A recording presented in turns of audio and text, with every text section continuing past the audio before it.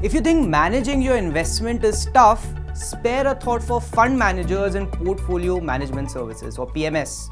The latest changes on capital gains tax announced in the union budget have made their jobs even harder. But what exactly are these changes and how do they impact your investments? Let's break it down. First, let's understand the difference between mutual funds and portfolio management services. Mutual funds pool money from various investors to invest in a diversified portfolio of stocks, bonds, or other securities. They are managed by fund managers and investors own units of the mutual fund. PMS, on the other hand, involves personalized investment solutions. Each investor has a separate portfolio tailored to their specific needs and risk profile, and the assets are held in the client's name.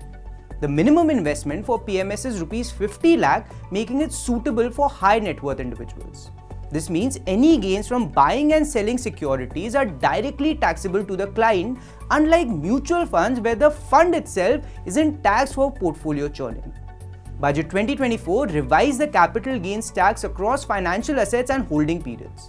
Specifically, the short-term capital gains tax on stocks was hiked from 15% to 20%, and the long-term capital gains tax was raised from 10% to 12.5%. For PMS fund managers, the increase in STCG tax is particularly challenging as it hampers their ability to make tactical reallocations in client portfolios without incurring significant tax liabilities.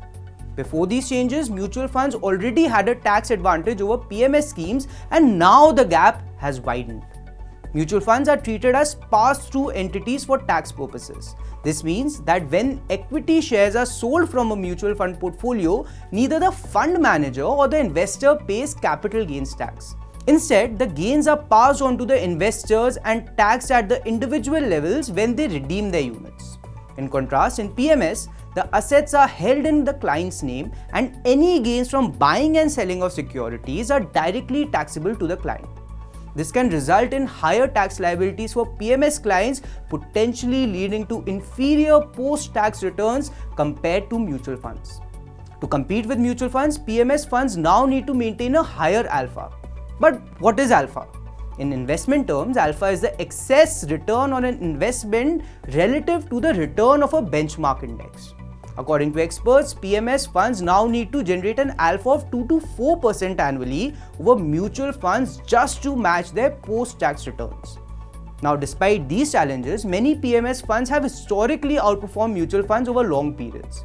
A study by PMS Bazaar found that PMS investment approaches have outperformed their benchmarks by an impressive 70% on average across all time frames and categories. Meanwhile, mutual funds manage a respectable 48%.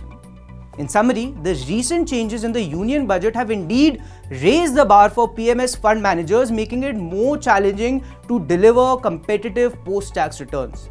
However, for investors seeking personalized and potentially higher returns, PMS still holds significant appeal.